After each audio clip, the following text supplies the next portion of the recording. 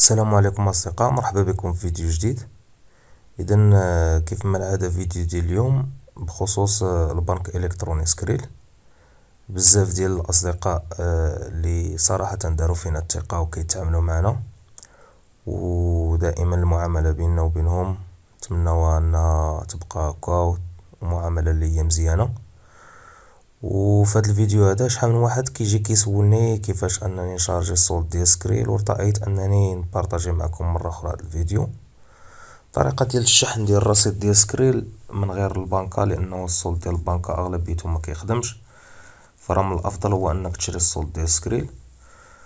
وطريقه الشراء راه عاديه جدا كيف ما كنتعامل مع الدراري كاملين، والفيدباكات ترجعوا غير الفيديوهات القدام في القناه غادي تلقاو الآراء ديال الزبناء اللي كيتقداو من عندنا رصيد ديال سكريل، كيقولوا كلمة حق في التعامل اللي كانت بيناتنا. والطريقة راه سهلة، كتواصل معايا في النمرة ديال الواتساب اللي كنخلي لكم في الصندوق ديال الوصف، و كنحدد معاك شحال بغيتي، كتجي كتقول لي شحال بغيتي وكنحدد معاك فين غادي تصيفط ليا. فراه كنخدم انايا شخصيا ببنوك سوا وفا كاش ولا كاش بليس، ولا كنخدم بالسي اش بريد تجاري. كيف ما كتشوفوا هادو بعض المعاملات. كيف ما كتشوفوا التاريخ ديال اليوم هو 28 مارس مثلا.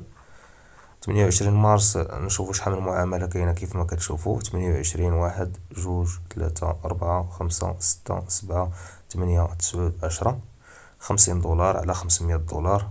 كيف ما كتشوفوا على $59 على $2 $45 $30 $300 $193 $50 $103.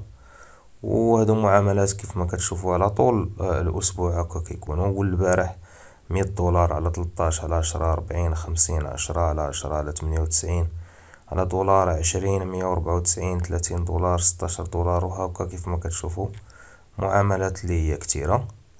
وهذا إن دل على شيء كيدل على التعامل اللي كيكون بيني وبين لي كليون اللي كسبنا هاد الثقة هادي، ونتمنى ان الثقة هادي تستمر. وكيف ما قلت لكم راه الطريقة راه سهلة، ما صعيبة ما والو.